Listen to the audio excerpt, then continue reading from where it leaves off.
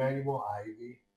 I am the Executive Director of Edna Martin Community-Based Development Organization, which is a subsidiary of Edna Martin Christian Center. So I oversee affordable housing, community, and economic development for Martindale Brightwood. Awesome. And then what's your connection to the neighborhood? So my connection to the neighborhood, I'm born and raised right off of 16th and Arsenal. Actually, it was everybody on the street from 15th to 18th and Arsenal. It was our grandparents' houses. A lot of the houses on Arsenal are duplexes, so one half of the house the grandparents would stay on, and the other half the family or all of my friends would stay on. So, very unique. And at the same time, worship here for years at Joshua Missionary Baptist Church, and as a teenager and young adult at Oasis of Hope Missionary Baptist Church. Also a serial entrepreneur. I had a food service business and a food truck, Ivy Spice Barbecue and Grill, and Hoosier Fat Daddy Bus Cafe. So I will hire individuals or residents from Martindale Brightwood, and then also members from Edna Martin Christian Center. Awesome. That's amazing. Um, so our interview today will be a little bit about wealth and then the neighborhood. So as I'm asking these questions, just keep those things in mind. So when you think of Martindale Brightwood, what comes to mind? Yes. Well, I'll say several things. One, we, if you could give like a full sentence when you're starting out of those answers. Can I repeat back the question? Yes. Yes. When you think of Martindale Brightwood, what comes to mind? Okay. What comes to mind when I think about Martindale Brightwood? I would say kind of several things. Currently, right now, we are a thriving neighborhood. There is a lot of gentrification happening, especially on the westbound of Martindale Brightwood. We have a new $20 million Frederick Douglass Family Center. We have a fairly new $1 million library. We're finally getting our streets paved without potholes, and we're getting the lead pipes from the sewer replaced. So I mean, we're thriving, but for years and historically, we have been overlooked. I'm actually was born in the 80s, raised in the 90s. So, what this neighborhood looked like back in the 90s is drastically different from what it looks like now. But honestly, what it looked like when my mother was being raised in the neighborhood back in the 50s and 60s looks a lot different as well. So we have our seasons of growth, but also we do have our seasons of valleys that aren't too um, too positive in a way. Um, so when you think of wealth and you think of Martindale Brightwood, how do you see those two ideas intersecting, or do they? Well, what do I think about wealth in Martindale Brightwood? Um, One thing I do know, just historically, this was a thriving community, almost like um, our one of our Black Wall Streets, I should say. Growing up, there were restaurants, banks, schools, churches, skating rinks, movie theaters. There was a lot going on within the community, and that was probably in the 40s, 50s, 60s. But then from there, a lot of the wealth disappeared due to the interstate going through the community, going through Martindale Brightwood. I was actually personally affected by that because my grandmother, she had a restaurant for over 30 years, and that restaurant was compromised through eminent domain where the government just took over the land. My grandmother was compensated, but it wasn't a lot. It wasn't worth, what her land or what the building was. So that did decreased a lot of wealth within the community. And then unfortunately, the end of the 70s, 80s, and 90s came about. That's when a lot of the drugs infiltrated the community, a lot of gang activity.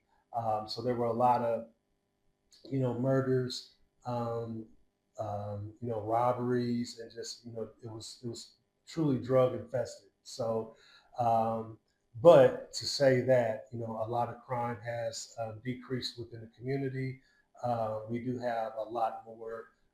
Like I said, we have gentrification coming, but we have established businesses and organizations building and creating, space for the organizations, but also for the residents. So it has been an up and down journey, but I'm glad that now we're seeing more wealth being restored and built within the community now than it was in the past.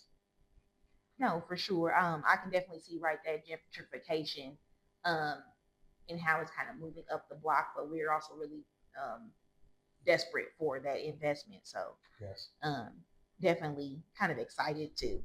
Um, so what do you remember most about growing up in Martindale Brightwood? So like the sights, the sounds, what was the sensory experience? Like what did you feel? Okay. So what do I remember most about growing up? Honestly, it was kids outside. We were literally up and down the street, riding our bikes, playing curveball, playing football at the Hill Center, which is called JTV Hill Center, but we call it the Hill Center. Playing basketball outside, inside. So it was a lot going on. We used to have that was real big. Our the East Side reunion. I think that was like the first weekend in August where everybody who lived or was from the East Side would go up to Frederick Douglass Park, and then we had vendors, we had concerts with free food. I mean, it was a great time. So those were my childhood days. A lot of fun, a lot of of us kids, like I said, just going up and down the streets, playing, having fun. Um, as I became a teenager, that's when the gang activity kind of was more prominent. That's when a lot of my friends sold drugs, honestly. But one great thing about it is they really detoured me from selling drugs. I graduated from Arsenal Technical High School. And they kind of see me really going somewhere in life. So they really detoured me from selling drugs. So, I'm thankful for that, even though that they did. They was like, hey, you have a future. So go ahead and put that aside. And, we really want to see you thrive and, and graduate. So, but, I can't remiss to say that um, it was all perfect because it wasn't. A lot of poverty was around us, just due to a lot of businesses either closing down or, like I said, when the government built the interstate, they took a lot of land and a lot of businesses dissolved and they just never came back. So we are now starting to pick up more businesses within the community. Like I said before, organizations they're doing a lot of redevelopment and renovating their properties and their grounds. So we're now at a point where um, the neighborhood is welcoming people. Um, the neighborhood was predominantly African American or Black. I would say maybe about 95%. And now we do have a lot more Caucasians moving in, a lot of Latinos and Latinas moving in. So the neighborhood, demographically, is changing. Right before our eyes. And then also we have a lot of Haitians moving in as well. So when we would do like create flyers for events, now we have to not just do flyers for English, but in Spanish, but also in Creole or French. Um, no, that's actually really amazing. It's right. My experience is very similar. Experiencing it as a very, very black neighborhood. Mhm. Um, where almost you're surprised to see white people. Yeah. But even in on my end of the block, I'm seeing more and more Mhm. um, people of different nationalities. Gotcha. Um, And then can I speak on that though? mhm, And then also, I mean, I think that is a part of Martindale Brightwood's, um, love that we have for our community and neighbors. Even though it was predominantly black, we're not saying that nobody else can move in our community. We're not saying that at all. We welcome other races and cultures as well. We just don't want to um, feel that we can't be black in our own community and neighborhood. So we welcome any and everybody, but don't tell us, oh, we can't do that anymore, or we can't sell this or do that. And at times, that's where the friction is when you have gentrification within your community. Is you have technically outsiders coming in telling the community what they should do now because they're there or these resources are there. So I think that's the problem and the issue when communities have gentrification. You can't come in just telling the community what to do and how to act or how to eat or whatever. You should, learn and understand the community, the history of Martindale, Brightwood, or any community, and then try to figure out, okay, who are the leaders, who are the stakeholders, who are the partners that help bring the community together and build the community. And as individuals or entities talk to those leaders and individuals or organizations, that's when, excuse me, that's when we can truly come together. We're always going to have our differences. I mean, we even have that within the black community or within your family. You'll have a difference, but at least within the community or the family, you can talk it out. So that's the only thing that I really wish a lot of our new neighbors would do is try to be involved with what we do and not try to tell us how to do it. If that makes sense. no, for sure. No, I'm very much in alignment with that. So we'll ask kind of another sensory question. If you, oh,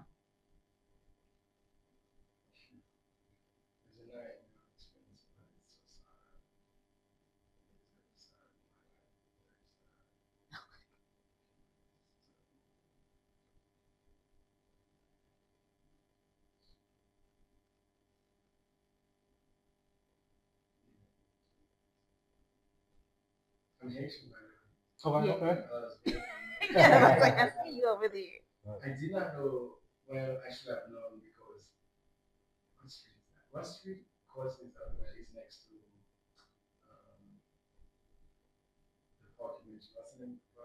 Frederick Douglass. Happy J. Brown, 25th Street.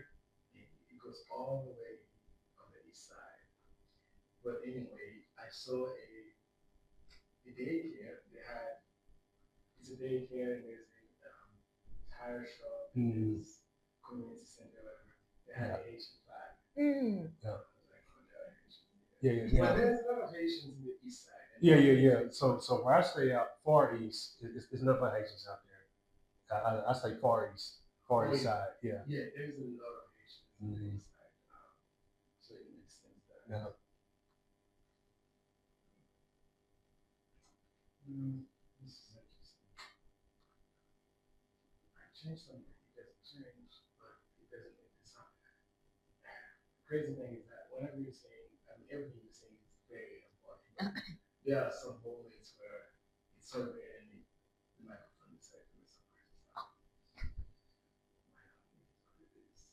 We'll figure it out.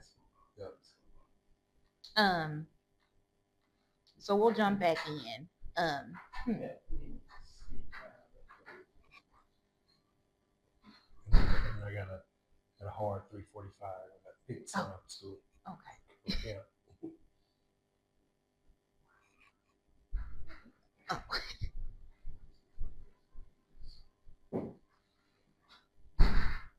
good. Okay. Um, so if you close your eyes and picture the neighborhood when you were younger, what do you see?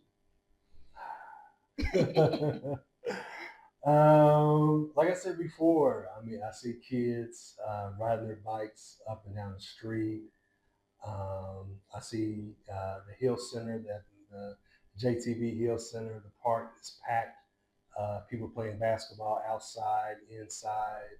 Um, I see grills and smoke going everywhere. People barbecuing, having cookouts. I see gardens.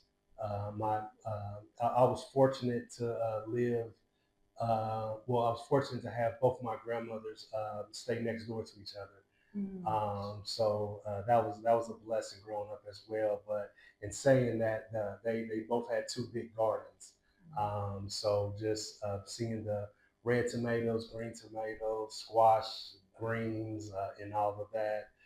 Um, Also, seeing the car shops. There we had two car shops, and well, they were former gas stations, but they were car shops when I was born and living. Um, and then just seeing people, having a great time. Like I said, a lot of the houses that especially within on Arsenal, they were our grandma's house. So historically, there were just families that knew each other for 20, 30, 40 years, living next door to each other all that time. So it was nothing for me to get a meal at either one of my grandmothers, but also if I go to Miss PJ's house or I go down to the Davises, I can get a meal right there. So everybody's door was open. If you were in need of something, the families would share it with you. So that's kind of what I see. So brought back great memories. That's awesome. Um, so if someone had never been to the neighborhood, asked you what Martindale Brightwood feels like right now, what would you tell them? Somebody just came to the neighborhood and they asked me, "What's it feel like?" Um, it truly feels like a pumping heart. Mm. And a pumping heart means that something is alive. Um, I'm not going to say that it's doing 1,000 push-ups or running 1,000 miles, but it's active. So this is a very active community right now, and just going to the quality of life plan and just looking at the 10 pillars that we have within the plan. We have arts and culture, economic development, environmental justice, um, health and wellness, housing and infrastructure, neighborhood engagement, um, workforce development, public safety, youth engagement. So all of these pillars are specific to what the residents wanted and what goals and strategies they would like to accomplish. So when I say, they say Martindale Brightwood is the heartbeat of the city, and that's why I made the analogy of a beating heart because we have a lot of things going on, a lot of activities, events, and it just seems like it keeps going and going. It's not stopping, and that's a great thing. We don't want to be stagnant as a community. We want to develop and grow, but also at times change can be difficult, and that's what's currently going on now. The neighborhood is changing with the demographics, with the income of the individuals, with the experience or education as well. So it is a heartbeat, and that's what you're going to feel and see beating. But we have a lot of opportunity that is untapped as well in this community. Um, so just to make sure I get it in, can you tell us like what wealth means to you and what it means to Martindale Brightwood? Yeah, so what wealth means to me and Martindale Brightwood, I would say um, sustainability, because somebody could, um, have $1 million, either cash or of assets. Somebody could have a master's degree or a doctorate degree. Somebody could own 10, 20 houses, rental houses. So, wealth to me is not just, having money or having assets. Wealth to me is really, sustaining the funds or sustaining the assets that you have for the next generation and for the generation, after that. So I like to call it more of a sustainable wealth, because especially within this neighborhood, historically, we've had the most homeowners, or black homeowners in Indianapolis. But what is going on now is a lot of those homeowners were the grandmothers and grandfathers, Mm. which they are either dying off, or now their children, their grown children, are now moved into the house. And the issue what's going on is a thing called tangled titles, where the grown child isn't on the deed or on the title. So when the grandparent passes away, now the courts, now probate court is taking over, and then now they have to figure out, okay, who's going to become the homeowner, who's going to own the additional assets. Now you have the families fighting internally on who should get what.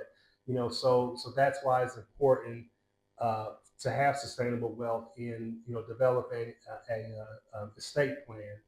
And that's kind of what we're doing with the Edmund Martin CBDO, is really looking at holistically, how can you keep your wealth.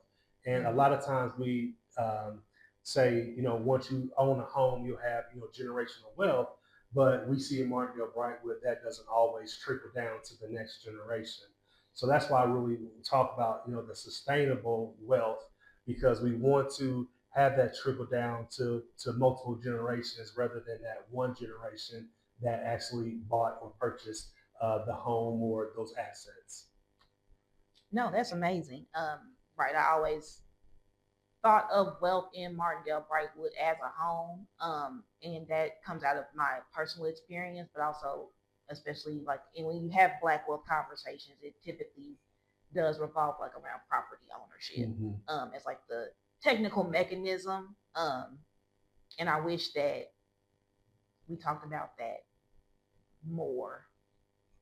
Yeah, yeah, Things that should just be common knowledge that. yeah. And then even on that, having life insurance. Mhm. I'm sick and tired of these GoFundMe's, and it's like we really have to bite that bullet up front in making those payments. I mean, we don't know the day and time that we're going to, excuse me, pass away. Mhm. But we want to prepare ourselves for that, but also for our next generation to actually have something. And then also what we're doing is providing information on like funeral preparation as well. Mhm. We're all going to die, and I don't want to put that burden on my children to bury me. Mhm. So I want to obtain life insurance, but also what kind, term or I forgot what the other one is, but then even with that, prepaying for your funeral, making sure that you're working with a reputable funeral company, and then once you pass away, those funds will go towards it. The casket, the funeral costs, so that burden doesn't have to be on your children, or you don't have to have that GoFundMe where you're just asking and begging to help support you, which I feel you should have done that while you were living.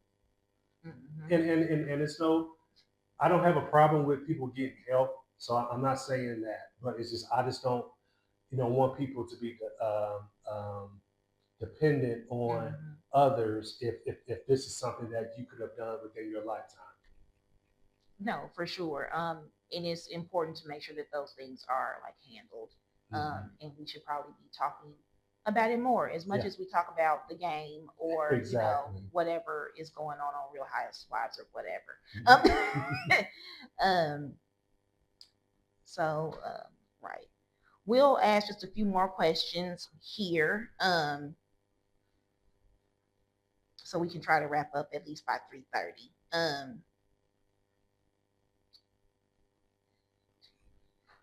So tell me about one place in the neighborhood that feels connected to who you are.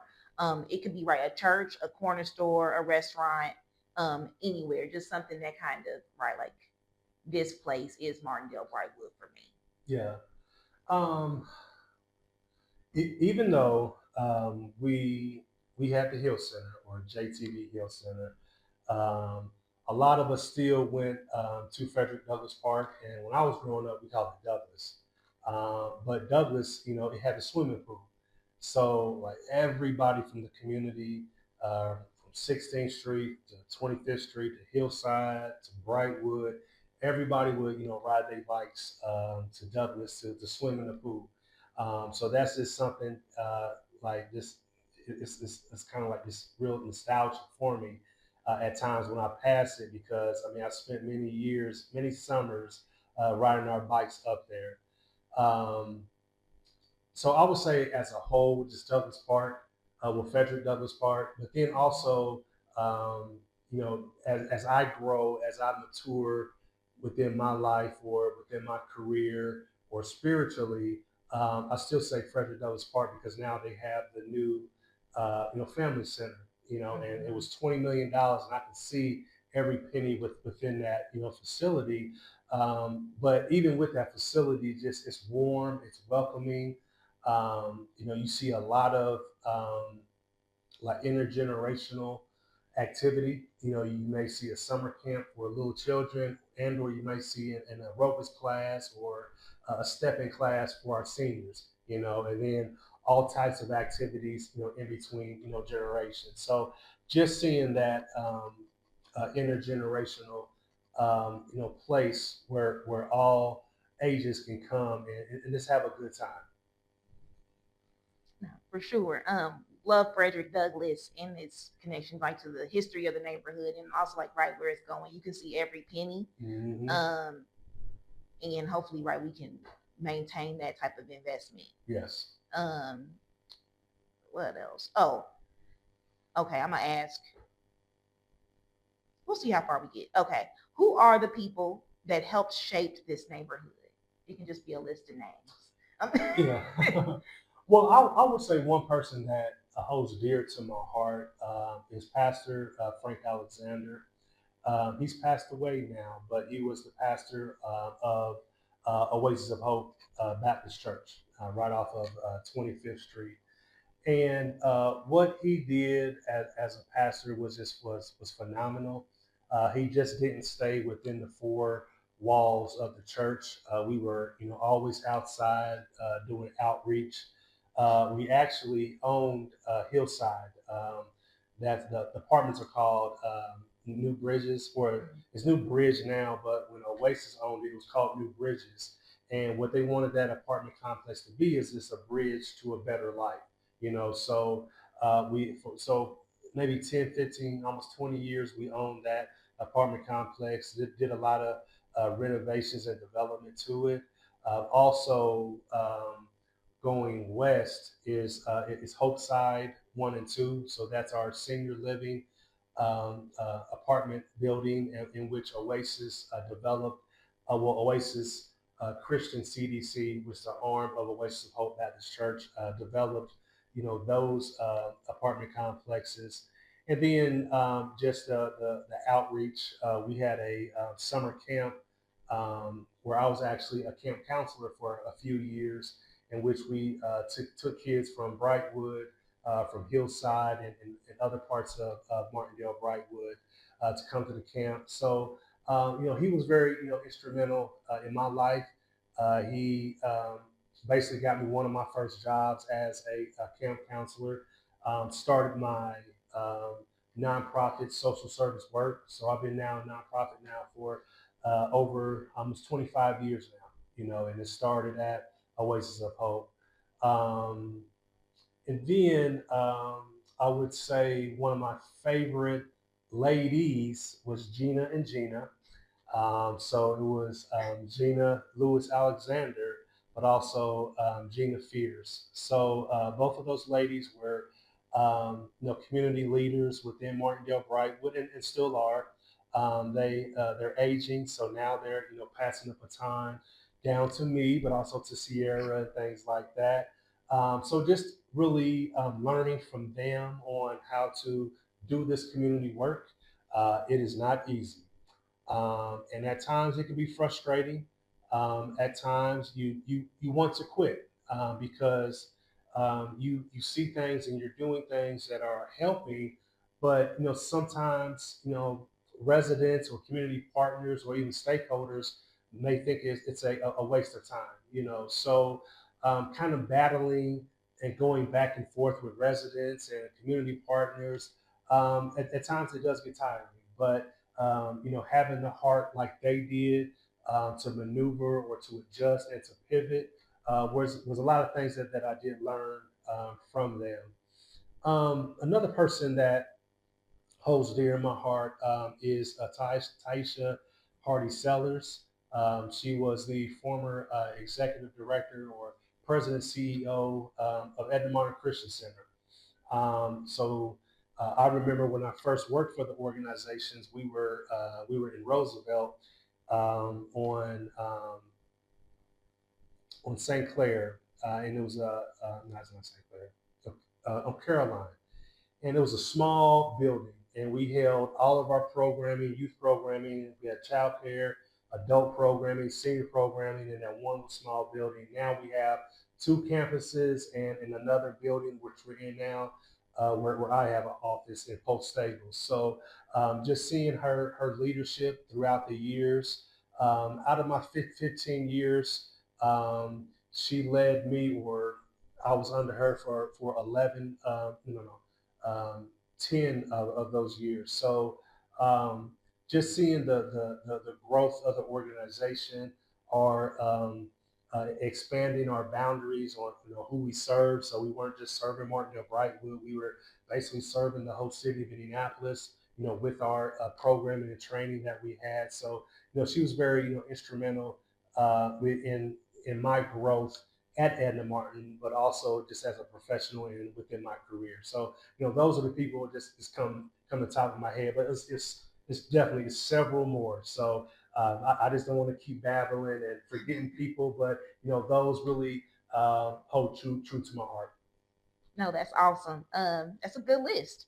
Um, right. So, okay, two more, and then we'll wrap it up. Can you tell us a little bit about your perspective on the proposed data center and how it relates to everything we kind of been talking about? Yeah. So my I opposed the data center. I think I spoke about earlier how we get overlooked, and I felt and I still feel that the residents and the community of Martindale Brightwood was overlooked. It just seems like we weren't there at all. I mean, we organized. We were at the city county building, 50 to 100 plus deep, and we galvanized, and we truly came together as a community, and we said we don't want a data center here. And unfortunately, our city councilman, he was for it. A lot of the well, and I think it was kind of split with the city council as a whole. I think it was almost half and half. Some were not for it, others didn't mind or were for it. And it hurts because it feels like how the community felt back in the 60s when the highway came through, the interstate came through and just took over, and split a community in half, and just with no regards at all. So it's something that I feel should not be built within the inner city. I understand the need for them, but also I understand how they um, can take our natural resources away, such as water, taking the land without, doing the proper remediation because it is a brownfield.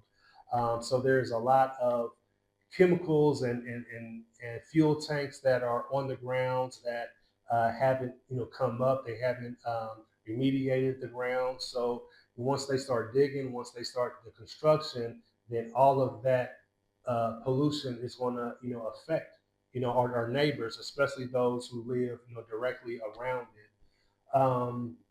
So I just, wish that the councilman, the DMD, the city would have listened to us because we're the ones that have to live by it. We're the ones that have to work by it, worship by it.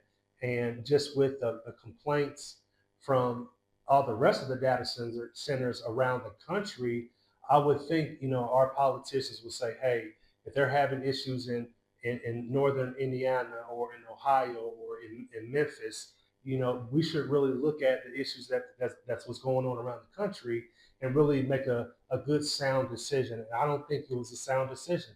I truly think that it's all about the money. We do know and understand that the the president and their administration want data centers. We know that our governor wants data centers, and we eventually know or knew that our mayor wants them as well. Um, so it was a hell of a fight.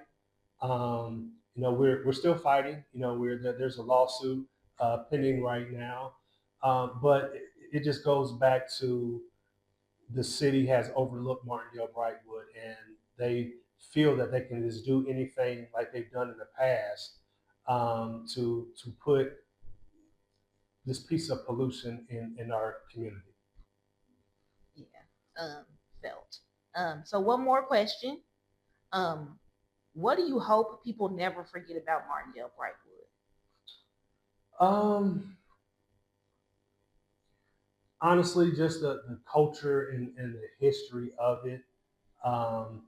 This was a um, like a railroad community, kind of how it really started out. Um, and then this was like the second um, black community within Indianapolis. And, one reason why um, Martindale Brightwood residents didn't riot when Dr. Martin Luther King passed away is because we knew what we had in our community. A lot of big cities like Detroit, Chicago, Cincinnati, they rioted, they tore up their neighborhood and their community.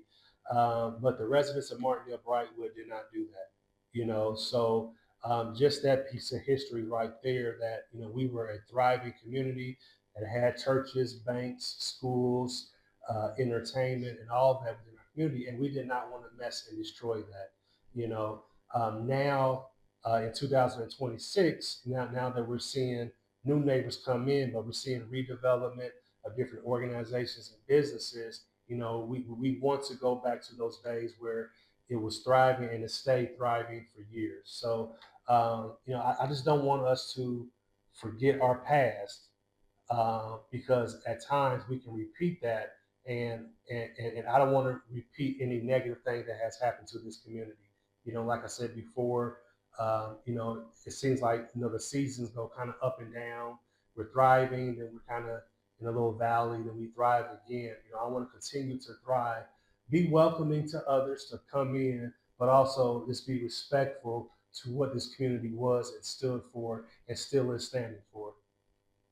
Awesome. Thank you so much. All right.